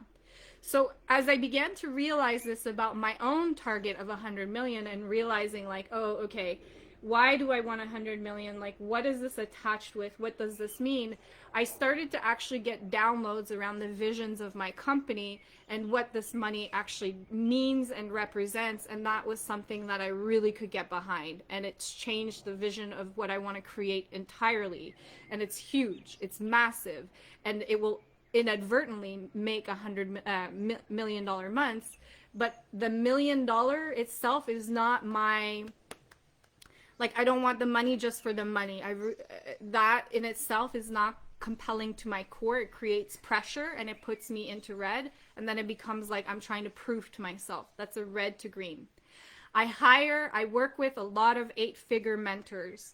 I will tell you time and time again, one thing I've observed with each one of their stories is that every time they went and hit huge revenue months, they were never expecting it. It was always like, fuck, this came out of nowhere. Same thing with Money Magic. I didn't expect to hit 150K. My money map on that month was, I think it was like 60K or something like that. So I more than doubled what I was expecting in that month.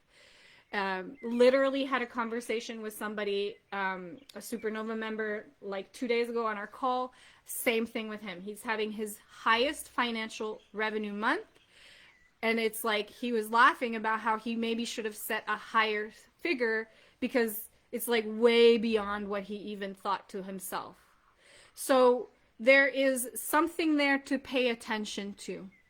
When we detach from trying to make money just for the sake of fucking making money, suddenly we receive and attract a lot more to it. And this makes a lot of sense because our cores are not going to be excited about something that doesn't exist.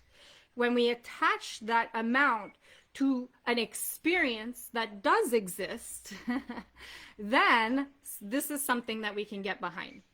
But there's another layer to this as well. Even though you have attached it to, let's say, buying your mom a house, which is a beautiful experience rooted in love, right? Like this will feel so loving. Or you're paying off of a mortgage. Like, I want to pay off my mortgage because I want to feel like I want to feel this freedom or whatever. We need to be very aware that our desires themselves, how we're going to use that money isn't because we're trying to go from a red to green. So are you trying to pay off your mortgage right now because you're stressed and you feel anxious about recessions or the economy or whatever, or you're angry at banks, red, and you want to go into green? It's not going to work if that's the case. The desire should be rooted in green, where it's like, oh, I already feel so secure and I already feel so grateful and happy for what is. But wouldn't it be so cool of an experience to like not have this payment come out every month? Like, I can imagine that would feel really green, right? You see that? It's so subtle. It's so subtle, but the vibration is very different. This is what I talked about in Money Magic, and one of the reasons why savings was always a difficult thing for me, because savings to me were always rooted in fear and scarcity and like, oh, you should be a good girl and save. And, you know, what happens if the economy crumbles and you have no saving is like red. So for me to save money, it has to be rooted in green, where it's like surpluses are sexy. Like, imagine a fat bank account. Like, that feels really good to just invest. A friend of mine on this call, actually, he stretched me in my mindset recently, where he was like, asked me for an amount that was so ludicrous in terms of a loan, but it was like my mind was like, oh, I would love to be the kind of person that just like, yep, here's like, a few $100K, spend it how you want. I don't care. I don't need it back because I have so much surplus. So that to me is like a green, right? But it's when we root things in red, it hardly ever works. And even when we have desires that are in green, oftentimes we think about it in red.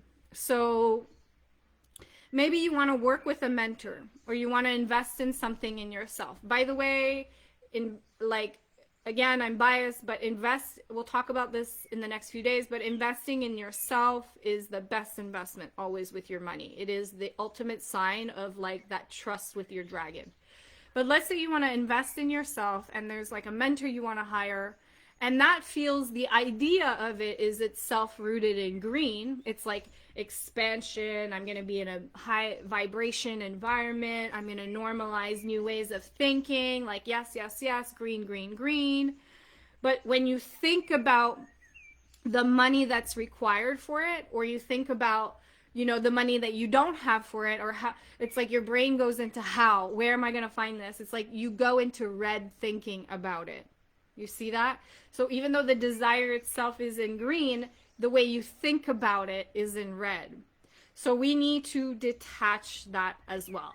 This is what we're going to be doing over the next 3 days. But the first thing I'm going to get you guys to do today is we're going to be using our pendulums, because this is the tool we're using for psychomagnetics, is I'm going to get you to write down all of your, because we're going to work with these desires tomorrow. I'm going to get you to write down, so if you wrote 200 million or 100,000 a month, like I want you to understand how you're spending that money. Because if you haven't gone there in that playground of imagining how that money is going to be used, it means nothing to your core. You can have that money, 100K. I've seen people come into my world. I've seen people go into other mentors' world. Like I've done it. I've done quantum leaps financially. It happens. It exists. It's yours. The money is there. It's yours. It's done. Like done, done, done. But if you are just chasing money for the sake of money, what I'm trying to tell you is your core. It's like, I don't know if I'm going there. This is boring. You see that? Like, and if you don't know how you're spending that money, like, oh, Louis Vuitton bags, they cost $5,000. Like, it doesn't matter how you want to spend your money. No one's judging you. Fucking, you can buy fucking fishing rods if that's what you want, or dirt bikes. Like, who fucking cares? We're all different. We're all unique. You get to spend it however you want. But if you don't understand how you're going to spend it, and also clarifying that that is rooted in green, it's not like you're trying to fix a red by acquiring this thing, meaning you have a condition over your sovereignty and you think buying a motorbike or a Louis Vuitton bag is what's going to make you feel fitting in and like you belong, right? Gross energy. That's not going to work. If you haven't played in that probability of like, oh, well, I need $10,000 for a Louis Vuitton bag, and I need $40,000 for family flights, first class to this destination, and the lodging is going to cost $6,000, and this is the money I need. I need $100,000 because this is everything that's going to get me, right? So then that means that you haven't engaged your core. If you haven't gone there with how that money is being used, you're just chasing money. Your core is unlikely to get excited about that. If you continue to just chase the money, you are likely to end up in a situation that I ended up in and that many entrepreneurs end up in, and that maybe you even found yourself in at one stage, where you're making good money, but you're fucking miserable as fuck. We don't want that, okay? This is not what I'm about at all. Fuck that shit. So figure it out, and then I'm going to get you to use your pendulum. Now, before you use your pendulum, make sure that you are at the 100%, or so even if you're at 80 to 100%, that's fine. Ideally, you want to be like 90, 100% before you use it. So ask your pendulum, where am I at right now? If you're anywhere below 80%, go and meditate. Go and listen to some things that put you in a great vibration. Go and flow. Go play. Go change the vibration. Come back. Ask again. Where am I at? Once you're in 90 to 100%, then you can go through the list of your desires that you just wrote out. How aligned is this one? How aligned is this one? How aligned is this one? And I want you to start editing your list accordingly. All the shit that is below 80%, get it off your list. Get it off your list, because those are essentially rooted in red.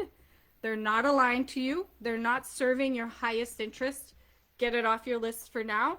We're going to end up with a list of desires that are super, super aligned with us, that are super exciting for our core, because again, this is just a tool that uses subliminal kinesthetic prompt. It's like you telling yourself what you want.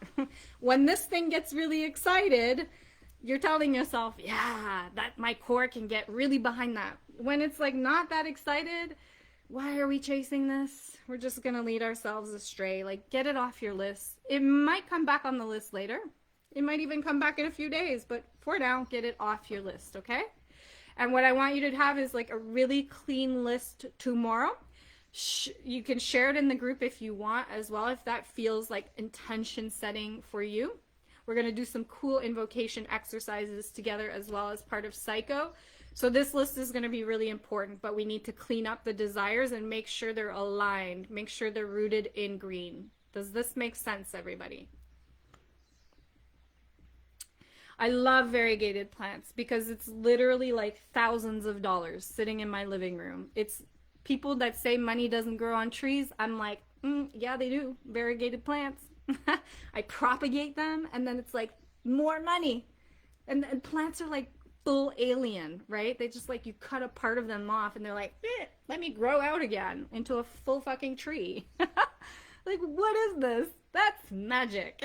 That's what that is. Regular family travel, house upgrade, treating people. I love new wardrobe, fun experiences.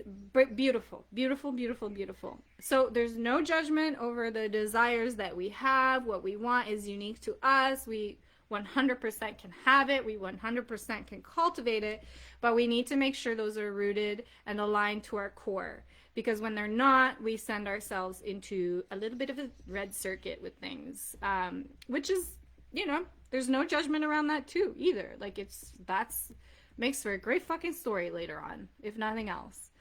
Rent a nicer house, pay for all the basics like food. Yeah, and then when you end up with that, well, we'll go through this tomorrow, okay? So I'm not going to go into this today. Yeah, it was posted in the group, Minling. I think if you search like files in the group, it should come up, because it's pretty much the only file that was uploaded, but I will pin it to the top again. It was posted in Psycho Sales, so the first week. You might have to scroll. If you don't have a pendulum, I've seen people in the group literally use shoelaces, like shoelaces and a crystal. Like I've seen people use necklaces. It doesn't really matter, because again, this works because it's like subliminal kinesthetics. So anything will work, really. Like shoelaces, a necklace, it doesn't really matter. A money tree, I have money trees too, and when they're really healthy, I'm like, oh, my money is healthy, yay. You just got to make sure you water it, because if it starts dying, then you're like, oh, my money is dying. So I put offering, like, I'm getting off track here, but I do a lot of rituals with money to I make offerings to my dragon as well. So I have rituals, the way that I clean my front entrance as well. We might have time to go into some of those this workshop, but certainly that's all in Money Magic, and certainly Playful Millions. Playful Millions was really like the rituals of magic. The masturbation and how that fits into like manifestation and all of that. Well, I don't have a variegated monster. I have a money tree. Okay, yeah. Now the other thing that I want you to do today, this thing that I was talking about, how it was not good enough. I made my highest revenue month in this company. And then it was like, oh, great. Now go to 300K. Now do this. Not good enough. Like, this is what we're doing with the money in our lives right now. I did it with the, that 150K month because I'm human. We all fall off track. Caught myself. But the truth is that you're doing this with the money you have right now.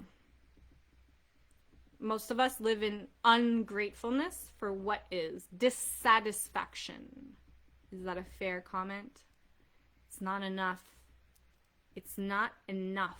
I want more. So again, if we use the analogy of the small child, like, that's painful to watch, right? If you're watching an adult say that to a child, it's not enough. More. One of the easiest ways we can change immediately how we receive money, this happens really fast, is when we step into a deep space of gratitude for what is. For the money that already is in our lives. So I'm going to give you a blessing ritual to do today. Now, I'm going to get you guys to, oh, my stage is all burned out. Is it? Maybe not.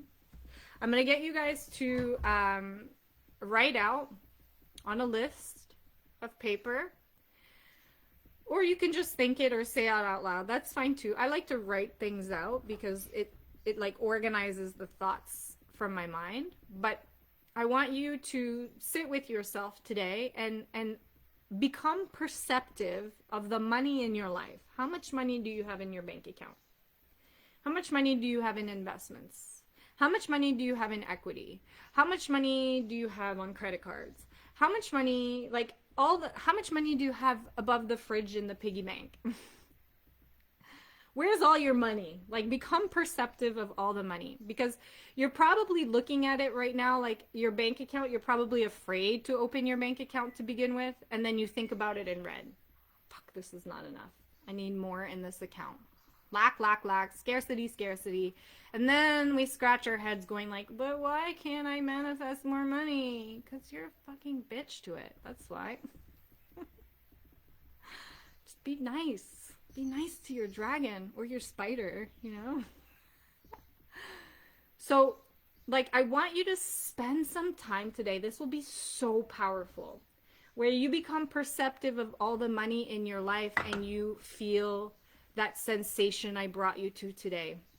The sensation, so go there first in your mind if you have to. Find that moment in time when you felt that deep swelling of gratitude, of like, you're on top of a mountain, you're giving a speech, your children just had a kid, or you just had a kid, and it's just like, oh my God, this life is beautiful. Find that, because you have that sovereignty. Yes, there's been lack. Yes, there's been pain. Yes, there's been trauma. Yes, these things are real. They happen. But so too that is real is your sovereignty over your ability to find a memory and a moment in time and go there and teach your nervous system that space. Slowly but surely. Bring it in yourself. If you can even go in nature today, because nature is fantastic at bringing this out, right? Like the stars, landscapes, the ocean. Nature's fantastic at bringing gratitude through to us. If you need to go into an activity that places that sensation, and you do it, find it within you, and then when that vibration is within you, become perceptive of the money in your life, every penny. But instead of seeing it in red, it's not enough. See it with that, wow, thank you. Fuck, got $5 in my bank account. Fuck yeah. There was a time in history when $5 before inflation happened was literally the king's fucking ransom. I'm so fucking rich. Every dollar you attracted to you was a dollar of value, was you creating that. It was you showing yourself that you can rearrange atoms and call to yourself this dragon, this resource. It doesn't matter if it was $5 or 500,000. It's the same process. But when you're ungrateful and you belittle the $5, You can't then scratch your head and wonder why you're not getting the 500. Every mentor I have, this is the way I'm with money too. The moment I fall out of ungratefulness with money, like I told you about after Money Magic, I'm no different. I experience the same thing. Constraint of money. Every mentor I have that is very successful financially, they find $1 on the street and they're excited. They're like, woohoo! Even the Kardashians, if you watch them sometimes, they like get excited about finding $20 in their jackets and shit from winter jackets. Like, wealthy, abundant people are grateful for money from $1 to $1 million. They're grateful for it all. They bless every single dollar that comes in. And this is what you're going to start doing, is blessing every dollar that you have. Every dollar, everything you've acquired, like, pay attention to the things that you've acquired already in your life, whether it's your car or a bicycle or a computer that you desired at one stage, and how it was money that gave you that. Thank you. Fuck yeah. Like, feel that. And then if you have sage, this is not necessary. So that is the ritual. But if you want to go like really fucking flow and freaky with this, because I like to engage materials like sage. This is Palo Santo. You can do this with tobacco, sage. And I have a feather. So this can be fun too. Like, you can go out and find a feather. I actually didn't make this one. I bought this one from a shaman. But you could go and literally put yourself in flow creating this. And you can just like bless. Like bless. Put yourself in that gratitude. And just bless. Find that deep space of appreciation for what is. So you have 2 pieces of homework today. I want you to clean up your list of desires and only leave on that list the things that are 90 to 100% aligned with you. Do not attempt this exercise until your pendulum is firstly going into that 90, 100%, okay? Come back. Once it is, then go through your list and assess each desire. Make sure it's aligned to your core, because your core will tell you through the pendulum. Get rid of anything that's under 90%. It can come back later. If it's not aligned, don't chase it. It's going to lead you into the reds, okay? And then the second part of that is I want you to bless the money in your life that is like from green, from this deep swelling vibration of gratitude. Thank you. Thank you. Every fucking dollar, from the $5 you have in your piggy bank right now. Perceive it in green. Makes sense? When I did the front entrance ritual, I had $120 cash fall in from the sky. Yes, yes, yes. I love these rituals. I pick a dragon over a spider any day. I'm so curious now. I have a feeling it's gonna be a spider showing up for you guys. Oh, that's hilarious. Maybe the dragon decided to manifest as a spider because spiders are just everywhere, and that's the vibe this workshop. It's like it really wants you guys to know it is everywhere. There's money everywhere for you to call to yourself. My feeling of gratitude feels like champagne bubbles. That's what it feels like. It's just like this wholeness, back to self, oneness, right? Delicious feeling. You're gonna change. You guys will start experiencing huge shifts just from mixing that vibration with the money already in your life, finding the satisfaction of for what is. You're gonna see some huge changes just from that, because we put so much pressure. It's never enough. Go to this, do this, blah, blah, blah. And it's like we have these desires. They're meant to be pursued, but not from red. And that's where we get things twisted. Because when we're doing it from red, we really have forgotten ourselves. We put conditions on ourselves, which means we're not valuing ourselves, which means we're making it really fucking hard for ourselves to make money. Because money is value. It's just common sense. So thank you so much. This was a long workshop, but I'm so grateful for you all for joining me. I'm so sorry about that little thing in the middle. Like, oh my God, I hope my boobs didn't pop out during that. Did not expect that. I'm so excited to see what happens, and I will see you guys on tomorrow's call where we're going to start to do I'll talk about pressure and how we use pressure to go psycho with things, okay? Because we can have a lot of fun. That's the psycho part of this class. Thank you, everybody. Love you all. Make sure you tag me in to go in the draw to win a super conscious recode with Melanie from the Coven. Will be a beautiful experience for you to have, especially around these reds of money. You know, I don't want it. It's scarce. I hate it. Blah, blah, blah. Recode that shit. Thank you so much. I love you all. Have a great one. See ya. Bye.